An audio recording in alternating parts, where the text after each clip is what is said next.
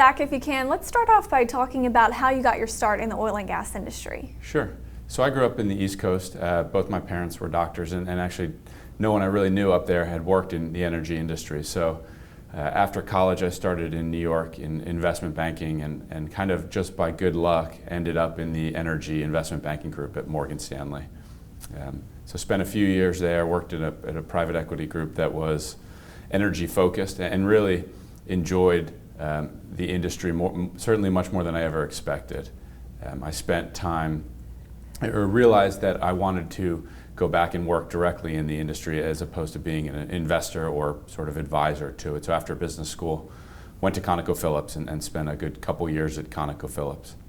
And it was at that point that they sponsored my petroleum engineering coursework and going back to school while I was working, and they sponsored me moving into a reservoir engineering role at the time. And so that was really kind of how I got started kind of from the ground up in the oil and gas industry. That's a great story. So you didn't have the background that maybe a lot of people do in the industry. So talk to us about the path to really getting here, where you're co-founding a company. Yeah, so my background is different, maybe the reverse of a lot of engineers who then go back to business school. I started on the finance side, like I said, investment banking and private equity.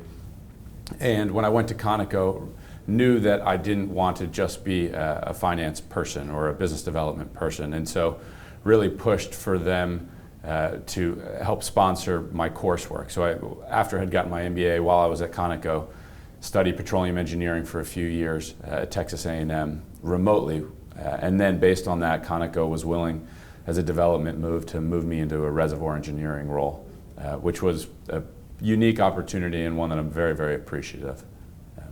So it was that time that a couple of us, a good friend and I, we were just having coffee at the Conoco coffee shop, brainstorming ideas, and we're seeing a lot of people who are going out, starting their own opportunities.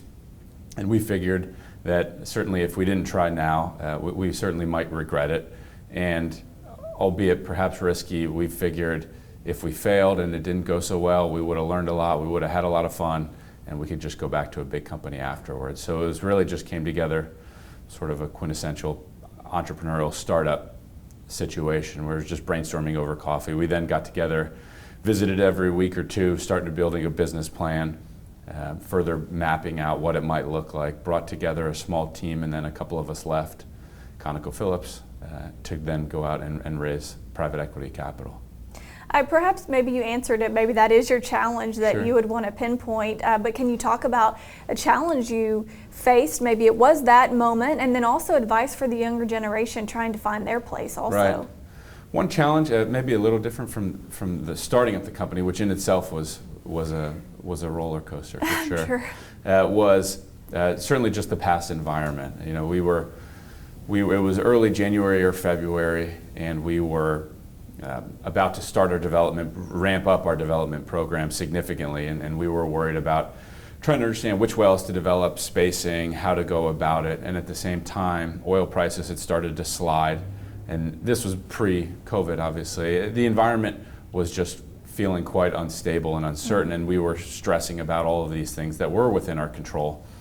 And it was at that time we just realized we just need to take a pause on our capital program. So at the end of February, we put a pause on capital spending, went back and just said we're going to focus all of our efforts and cash flow on paying down debt, dropping our lease operating expense, and just playing defense. And even if oil prices rebounded and we were a few months behind, we just felt it was the safer path to go. And obviously no one could have foreseen what ultimately happened. And thankfully we had already pivoted to the defense and were well positioned based on when the pandemic started perpetuating itself. And so that was certainly one of the more challenging things we've lived through as a company. I think it's maybe a little bit of advice as well. I've always found it's easier just to try not to get too high or too low about any one thing. Once the pandemic hit, we just put together a plan for here's what we need to do to come out stronger on the other side, and just went about executing that. And so that was certainly one of the more difficult times that we've been through, but I think we are thankfully well positioned to come out on the other side. That's great to hear. What about work-life balance? With talking about that, kind of looking at things, don't go too high or too low. I like that advice. Yeah. What about figuring out how to balance it all? Right. It's hard. So we have 4 kids, a girl and 3 boys, all under 8. And so, I mean, that's a very, very important part of my life. And being a part of their daily lives is the most important thing to me. And so what that means is I just have to figure out how to be ultra efficient with everything I'm doing, certainly on the work front. And when it was just the 4 of us who started it and you had to do everything, it's a lot different to now, where we've built a team of people that you trust, high-performing group that you think very highly of, and I always have to remind myself you have people to help. And so making sure I understand which items the team can help with, which I need to focus on. And I find myself spending time in my inbox on things that are urgent but not that important, and it's always a good reminder that those can wait. You can put those aside to focus on what is really matters, for the direction of the company, so I can get home at night as well to see the kids and family. Thank you for sharing that with us. Is there anything else that you'd like us to know about your company or anything moving forward? No, so like I said, we've kind of been on the defensive going into this environment, so I feel very fortunate.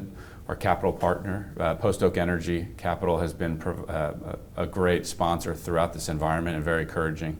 I think financially we're in a good position. We are looking to grow and hopefully be opportunistic, so we spend half of our time these days on new business development opportunities. We'd love to add to the position both in the Delaware Basin, but also potentially start a new anchor operation in the Permian through this environment. So we're trying to grow, we're trying to be opportunistic, and we hope over the next year or so we'll find some good opportunities along those lines.